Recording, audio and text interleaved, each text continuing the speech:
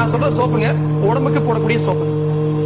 இதுக்கு தேவையான பொருட்கள் 9 1 யூஸ் டீ குடிக்கக்கூடிய டம்ளர், 9 சின்ன டம்ளர், டீ குடிக்கக்கூடிய சின்ன டம்ளர், 7 டம்ளர் அந்த சைஸுக்கு தேங்காய் எண்ணெய்.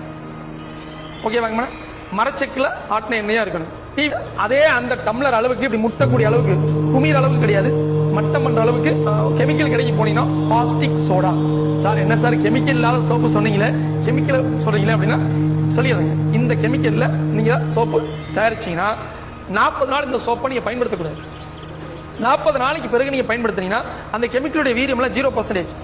7 டம்ளர் தேங்காய் எண்ணெய், 1 டம்ளர் காஸ்டிக் சோடா. ஓகே. தண்ணி 2.5 இருந்து அதிகபட்சம் 3 டம்ளர். 1 யூஸ் பேப்பர் டம்ளர் இருக்கு பாத்தீங்களா, வெள்ளை கலர்ல, அதை யூஸ் பண்ணிக்கங்க. அச்சுக்கு வந்து தனியா விலை கொடுத்து வாங்கணும். நான் வந்து இந்த அச்சா பயன்படுத்துறதுக்காக உங்களுக்கு இதெல்லாம் சொல்லிட்டேன். இந்த பெயிண்ட் டப்பா இருக்கு பாத்தீங்களா, கொஞ்சம் கெட்டியான பிளாஸ்டிக் டப்பா இருக்கும்.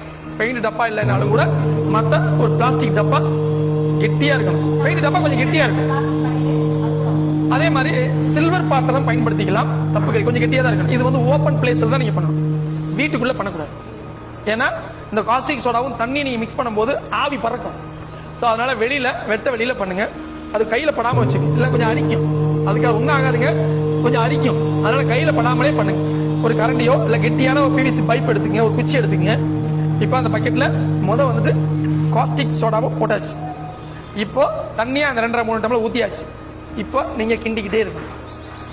இப்போ கெமிக்கல் ரியாக்ஷன் ஆகி ஹீட் ஆகும். ஹீட் ஆகி அப்படியே கொஞ்சம் கிண்ட என்ன ஆகும், ஒரு 10 நிமிஷம் 20 நிமிஷத்துக்குள்ள அது அந்த ஹீட் எல்லாம் குறைஞ்சிடும். குறைஞ்ச உடனே இப்ப நம்ம கிட்ட அடுத்து என்ன இருக்குதுங்க, எண்ணெயை பூரா ஊத்திடு, எல்லா எண்ணெயும் ஊத்திடு. அதே மாதிரி கிண்டிக்கிட்டே இருக்கணும்.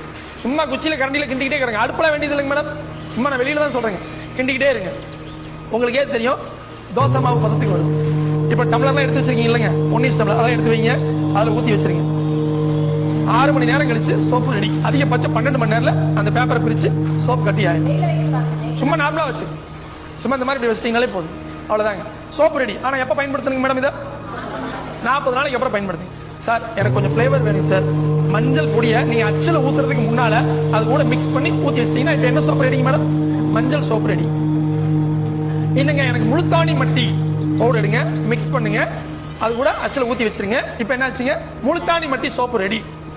கடலை மாவு சோப்பு நல்லது, கடலை மாவு அது கூட மிக்ஸ் பண்ணி நல்லா மிக்ஸ் பண்ணி நீங்க வச்சிருங்க. ஏன் தேங்காய் எண்ணெயில தயாரிக்கணும் அப்படின்னா 73% அதுலதான் அழுக்கு போகுது, நுரையெல்லாம் வருங்க மேடம்.